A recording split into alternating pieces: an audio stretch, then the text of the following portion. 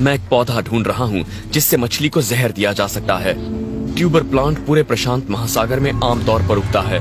इसकी पत्तियां अंडाकार होती हैं और ये समुद्री किनारों के नजदीक पाया जाता है। जहर इसकी जड़ों में होता है। इसकी सिर्फ ताजा और छोटी जड़ें ही इस्तेमाल की जाएं, क्योंकि वही सबसे ज्यादा जहरीली होती हैं। जब लहरें पीछे हटती हैं तो अक्सर छोटे छोटे गड्ढों में मछलियां फंस जाती हैं और मैं यहाँ इस ट्यूबर की जड़ को कुचल रहा हूँ ताकि इसका तेल बाहर आ जाए। और ये बढ़िया काम है। इसे आप अच्छी तरह से कुचल दीजिए और फिर इसे पानी में ऐसे धो लीजिए। कुछ ही मिनटों में इस पानी में फंसी कोई मछली तैरकर सतह पर आ जाएगी। इस पौधे और इसकी जड़ों में रोटेनोन नाम का एक प्राकृतिक जहर होता है, जिसका इस्तेमाल यहाँ के लोग मछली पकड़ने के लिए सदियों से करते आए हैं। इस जहर का इंसानों पर कोई असर नहीं होता, तो इन मछलियों को खाया जा सकता है।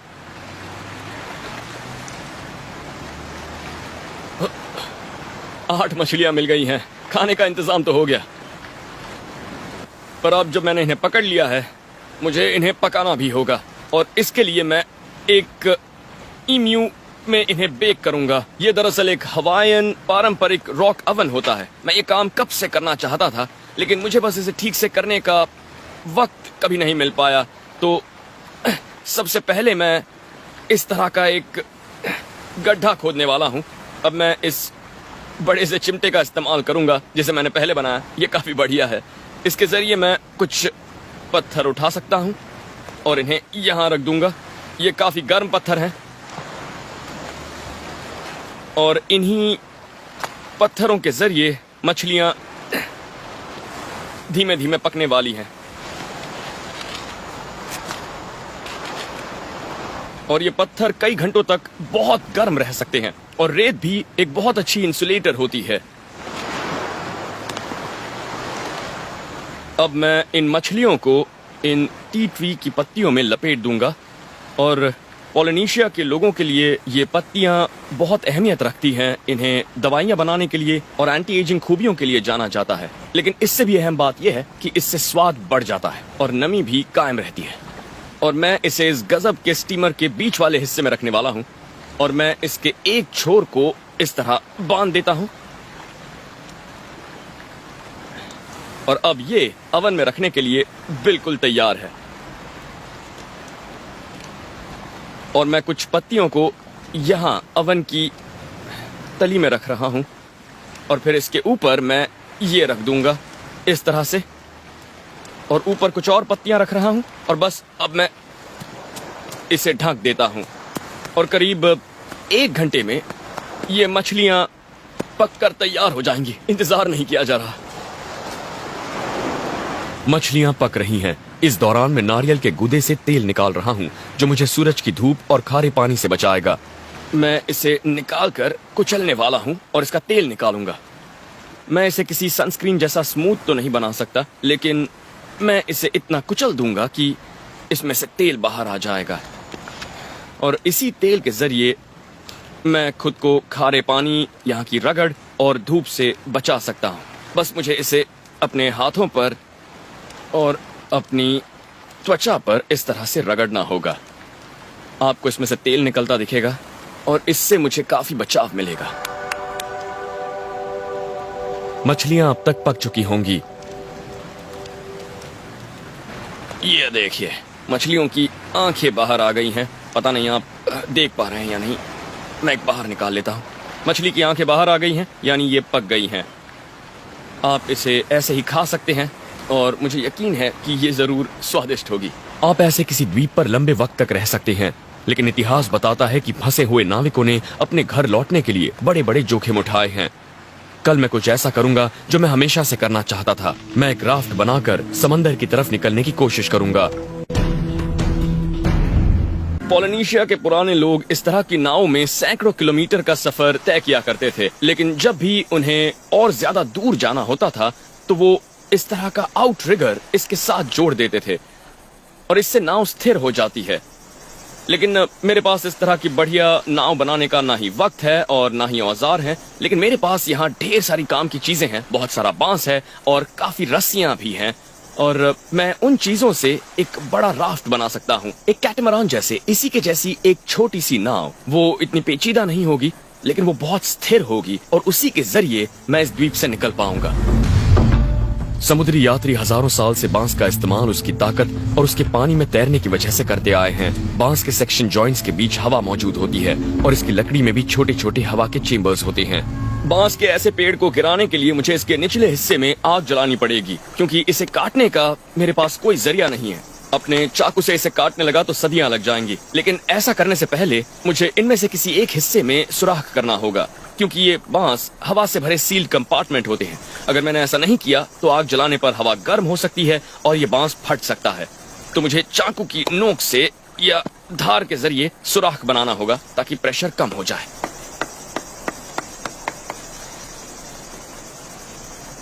ये बांस बहुत ही सख्त है, लेकिन मुझे लगता है हाँ, मैंने बाहरी हिस्सा काट दिया है तो इससे प्रेशर कम हो जाएगा। तो अब मुझे बस आग जलानी होगी और इसके लिए मैं नारियल के इस बाहरी टुकड़े में अंगार लेकर आया हूँ। और हाँ, यह अभी सुलग रहा है। हाँ, यह अंगार अभी जल रहा है और इसे सुलगाने के लिए मैं इसका इस्तेमाल कर सकता हूँ।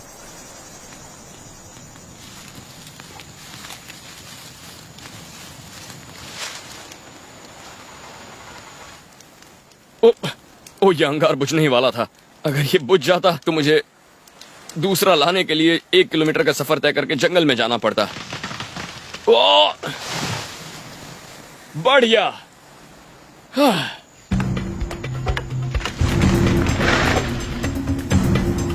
अब मैं इसे हिबिस्कस के छाल की मदद से बांधने वाला हूं। इस कैटमरान जैसे डिजाइन से राफ्ट को ज्यादा स्थिरता मिलेगी और मुझे सामान रखने के लिए ज्यादा जगह। अब मैं इसे पानी में उतारना चाहता हूँ। इसके डेक को इतना मजबूत और लचीला होना चाहिए कि ये ताकतवर लहरों को झेल सके और मुझे भी पानी से ऊपर सूखा रखे। और क्योंकि ये राफ्ट काफी भारी होगा तो मैं इसके नीचे बांस के रोलर बना रहा हूँ ताकि इसे पानी में ले जाने में आसानी हो। अब मुझे एक पतवार चाहिए, उसके बिना मेरा सफर सिर्फ बहाव के रहमो करम पर होगा। ये इस राफ्ट का एक ऐसा हिस्सा है जिसके बारे में मैं कुछ नहीं जानता। मैं एक सेल यानी पाल बना रहा हूँ और ये काम मैंने पहले कभी नहीं किया, इसलिए मुझे ये नहीं पता कि इससे बात बनेगी भी या नहीं। मैं पाल बनाने के लिए पाम की इन पत्तियों को आपस में बुनने वाला हूँ और फिर लकड़ी का फ्रेम बनाऊंगा जो इस पूरे ढांचे को थामेगा। मैं इसे तली में लगा देता हूँ। ऐसी कुछ और लकड़ियां लगाकर मैं इन्हें आपस में बांध सकता हूँ, लेकिन मैं ये नहीं जानता कि प्रशांत महासागर में ये कितनी देर टिका रह पाएगा। ये काफी मुश्किल काम है, लेकिन अब ये पाल राफ्ट पर लग गया है और इससे सफर के दौरान मुझे छांव भी मिलेगी। मुझे ये धूप से बचाएगा।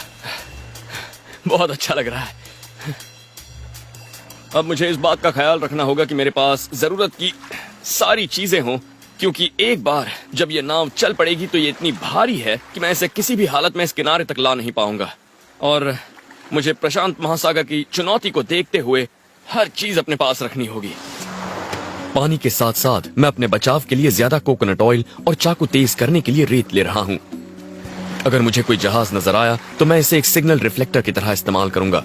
मैं इस वक्त बहुत जोश में हूँ और मैं इन दिनों को कभी नहीं भूल पाऊंगा। मैं बस पूरे दिल से दुआ कर रहा हूँ कि ये राफ्ट चल जाए। ये इम्तिहान की घड़ी है। अगर आपको पूरी तरह भरोसा ना हो कि आपका राफ्ट तैर सकता है तो उसे छोड़कर किनारे की तरफ तैरिए। लेकिन लगता है कि ये पोलिनेशियन डिजाइन काफी स्थिर है। ठीक है, तो हम निकल चुके हैं और हवा की रफ्तार पिछले कुछ दिनों के मुकाबले काफी धीमी है। मैं इस पर नजर रखे हुए था। ट्रेड विंड्स वाकई अब रुक गई हैं और मैं मौसम के इसी दौर का इंतजार कर रहा था। उम्मीद करता हूं कि मौसम बिल्कुल ऐसे ही बना रहेगा। इस तरह की गर्मी में खुद को ठंडा रखने का सबसे अच्छा तरीका होता है कि हर कुछ घंटों में आप एक डुबकी मारें, लेकिन हमेशा अपने आप को राफ्ट से बांध कर रखें, क्योंकि समंदर में फंसे कई लोगों के किस्से हैं जो अपने राफ्ट से अलग हो गए थे।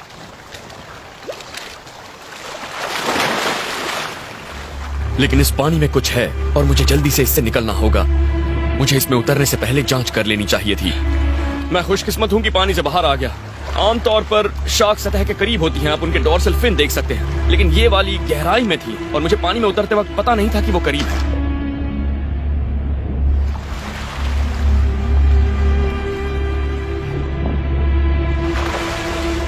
जब भी आप किसी राफ्ट से उतरकर पानी में तैरते हैं तो हमेशा कपड़े और जूते पहने रखें। आंकड़े बताते हैं कि जब लोग समंदर में ग्रुप्स में उतरते हैं तो सबसे पहले अक्सर बिना कपड़े वालों पर ही हमला होता है, क्योंकि इंसान के शरीर पर जब सूरज की रोशनी पड़ती है तो शार्क्स उन्हें मछली समझती हैं। वाह, जरा इसे देखिए। और ये टाइगर शार्क्स जब किसी चीज को चबाते हैं तो सबसे ज्यादा नुकसान करते हैं। जरा देखिए इसे।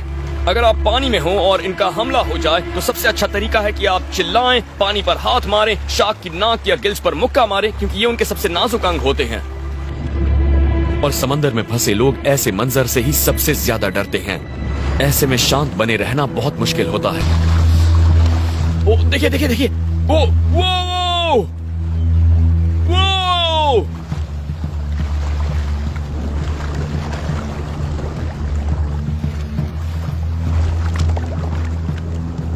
ग्रेट व्हाइट शार्क के अलावा टाइगर शार्क किसी भी दूसरी शार्क के मुकाबले कहीं ज्यादा इंसानों की मौत के लिए जिम्मेदार होती हैं।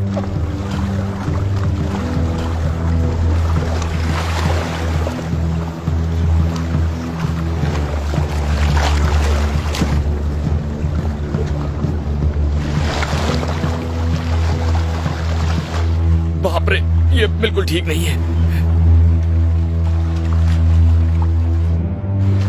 लेकिन जल्द ही ये शार्क मुझसे ऊब गई और चली गई। मुझे ये सोचकर हैरानी होती है कि इतने बड़े समंदर में लोग इस तरह तैरते हुए कई कई हफ्तों तक कैसे बच पाते हैं। अपनी उम्मीदों को जिंदा रखने के लिए जबरदस्त हिम्मत की जरूरत होती है। इसीलिए खुद को व्यस्त रखना और पानी और खाना ढूंढने की पूरी कोशिश करना जरूरी होता है। तो अब मछली पकड़ने का वक्त है। मैंने उसे पकड़ने का कांटा द्वीप पर मिली एक मछली की हड्डी से बनाया है। थोड़ा सा चारा भी जुटा लिया है और हिबिस्कस के रेशों से मैंने एक लाइन बना ली है और इसकी रॉड बनी है बांस से। चलिए देखते हैं कि क्या मिलता है।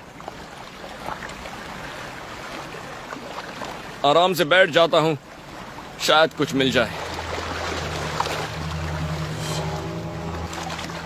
ओ, लगता है कुछ फंसा है।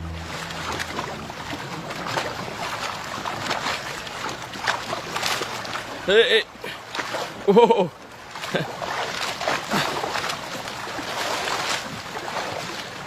क्या बात है, एक मछली फंसी है। ये एक छोटी सी सर्जन फिश है। ये काफी डरावनी मछली है। आप इसकी वजह देख सकते हैं। ये देखिए, इसके शरीर की साइड चाकू जैसी तेज होती है। इस तरफ से भी ये काफी तेज है और ये बिल्कुल ब्लेड जैसी है। और ये इसके बहुत तेज हिस्से हैं। अगर आप इसे गलत ढंग से उठाएंगे तो इससे आपकी नस भी कट सकती है। मैं इसे ऐसे काट कर खोल रहा हूं और आप इसकी रीढ़ की हड्डी देख सकते हैं और मुझे यहां से इसका रस चूस कर बाहर निकालना होगा।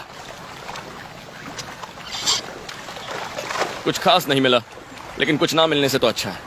मैंने समंदर में जिंदा रहने से जुड़ी जो कहानियां सुनी हैं, उनमें से सबसे कमाल की थी बेलीज दंपत्ति की, जो पति पत्नी थे। और वो जब अपनी यॉट में थे तो एक व्हेल ने उन पर हमला किया और फिर वो करीब 100 दिनों तक अपनी लाइफ राफ्ट में तैरते रहे। वो बस कछुए, समुद्री पक्षी और मछलियों का कच्चा मांस खाकर ही जिंदा रहे। और उनके पास उस राफ्ट पर बस कुछ सेफ्टी पिन थी और उनके हाथ थे। और फिर उनकी जान एक छोटी सी फिशिंग बोट पर बैठे लोगों ने बचाई थी। तब तक उनके कपड़े उनके शरीर पर सड़ चुके थे। उन्होंने काफी सनबर्न झेला था और उनके शरीर पर काफी घाव भी थे, लेकिन वो जिंदा थे। मुझे सामने एक जहाज दिख रहा है। हम शायद उससे 7 या 8 किलोमीटर दूर होंगे और मुझे उसका बस ऊपरी हिस्सा नजर आ रहा है। वो लहरों में ऊपर नीचे हो रहा है और मुझे यकीन है कि वो एक जहाज है।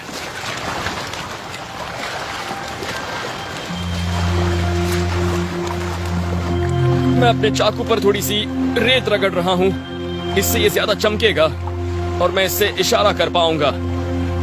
अगर आपने ठीक से सिग्नल दिया तो आप 16 किलोमीटर तक अपनी मौजूदगी जता सकते हैं। और एक शख्स ऐसा भी था जिसने ऐसा रिफ्लेक्टर बनाकर 160 किलोमीटर दूर से इशारा किया था। और आपको बस अपनी उंगलियों से एक वी बनाकर इसे धूप में चमकाना होता है इस तरह से, और आपकी उंगलियों के बीच से इसे ऊपर नीचे कीजिए और बस दुआ कीजिए कि उस जहाज पर कोई हो जो आपकी तरफ देख ले। मुझे पूरा यकीन है कि वो लोग मेरी तरफ आ रहे हैं।